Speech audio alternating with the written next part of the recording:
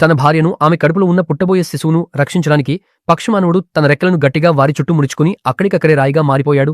1000 ఏళ్ల తరువాత ఆ రాయి పగిలి అందులో నిజంగానే ఒక శిశువు ఉన్నాడు. దారిన వెళ్తున్న ఒక గ్రామపెద్ద ఆ శిశువును తనతో తీసుకెళ్లి పెంచి పెద్దవాడిని చేశాడు. కాని తనకు తల్లిదండ్రులు లేరన్న కారణంతో అతడిని గ్రామస్తులు ఎప్పుడూ వేధించేవారు. ఒకరోజు అతడు తన ప్రేయసితో కలిసి అనుకోకుండా ఒక గుహలోకి వెళ్లారు. అక్కడ ఒక అగ్ని డ్రాగన్ నివసిస్తోంది. ఆ డ్రాగన్ వారి వైపు ఒక మంత్ రం వేసిన వెంటనే ఆ అమ్మాయికి ముఖంపై గుచ్చినట్టుగా తీవ్రమైన నొప్పి అనిపించింది.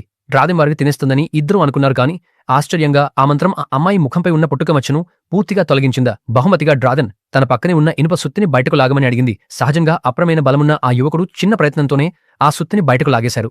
కాని ఆ సుత్తి డ్రాగన్ను బంధించడానికి ఉపయోగించినదే అని అతనికి తెలియదు. డ్రాగన్ విడుదలైన క్షణంలోనే అగ్ని ఆదుతూ వారిని బతికుండగానే కాల్చేయడానికి నించింది. అదృష్టవశాత్తు ఆ యువకుడు వెంటనే స్పందించి తన ప్రేయసితో కలిసి గుహ నుంచి పారిపోయాడు.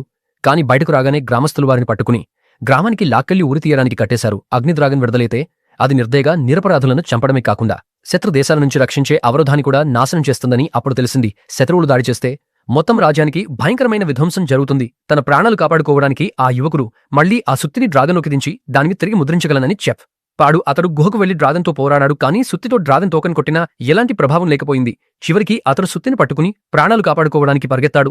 వెనుకనే ఒక కొండచర్య ఉండగా ఆ యువకుడు సుత్తిని పైకి ఎత్తాడు.